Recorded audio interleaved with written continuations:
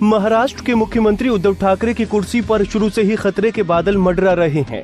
तमाम दाव पेचों के बाद कुर्सी मिली भी तो एक बार फिर खतरे में आ गए। उद्धव ठाकरे महाराष्ट्र के सीएम तो हैं, मगर वो विधानमंडल के सदस्य नहीं हैं और यही उनकी सरकार के लिए खतरा बन गया है।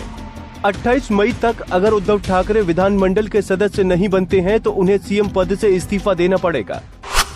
अब फैसला राज्यपाल भगत सिंह कोश्यारी के हाथ में है। सीएम पद की खातिर उद्धव ठाकरे को विधान परिषद का सदस्य मनोनीत करने के लिए राज्य की कैबिनेट ने राज्यपाल भगत सिंह कोश्यारी से अपील की, मगर यहां भगत सिंह कोश्यारी जेबी वीटो यानी पॉकेट वीटो का इस्तेमाल करते दिख रहे हैं।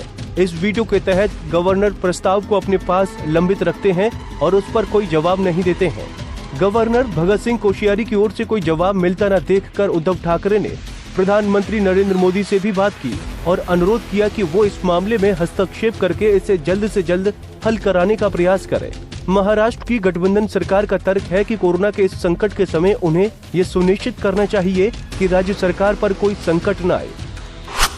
ठाकरे से हुई ये चूक। जनवरी 2020 में विधान परिषद की 2 सीटों के लिए चुनाव भी हुए, लेकिन उद्धव ठाकरे ने चुनाव नहीं लड़ा। दरअसल वो अप्रैल महीने में होने वाले विधान परिषद चुनाव के भरोसे बैठे रहे। वहीं 24 मार्च को विधान परिषद के धुले नादुरबाग सीट पर उपचुनाव होना था। 24 अप्रैल को विधान परिषद की 9 और सीटें खाली हो गई हैं। उद्धव ठाकरे ने उम्मीद जताई थी कि वो इनमें से किसी एक सीट से चुनाव जीत जाएंगे और मुख्यमंत्री बने रहेंगे, मगर इस बीच कोरोना वायरस ने सारा गणित बिगाड़ दी है और इन 10 सीटों पर चुनाव टाल दिए गए। ऐसे में अब उनके पास विधानमंडल का सदस्य बनने के लिए राज्य के मनोनयन वाली सीट ही बची है।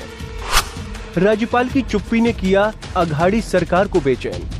इसी संदर्भ में कांग्रेस, शिवसेना और राष्ट्रवादी कांग्रेस पार्टी ने महाविकास अघाड़ी गठबंधन सरकार की कैबिनेट में बैठक की।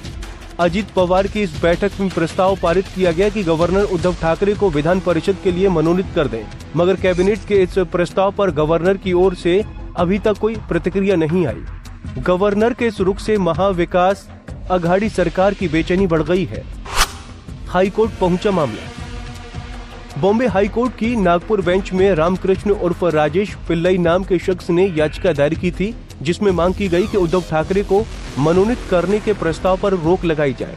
याचिकाकर्ता का तर्क था कि इस बैठक में मुख्यमंत्री खुद मौजूद नहीं थे, इसलिए ये प्रस्ताव गैर कानूनी है, मगर हाईकोर्ट ने 20 अप्रैल को इस पर सुनवाई और स्टे देने से इनकार कर दिया और कह दिया कि इसकी वैधानिकता तय करने का अधिकार भी राज्य का है, यानी उद्धव ठाकरे की सीएम की कुर्सी बचेगी या नहीं, ये फैसला पूरी तरह राज्यपाल के हाथ में है, जिसमें कोई भी हस्तक्षेप नहीं कर सकता। हमसे जुड़े रहने के लिए हमारे YouTube चैनल को सब्सक्राइब करें और नई वीडियो की नोटिफिकेशन के लिए बेल आइकॉन को दबाएं।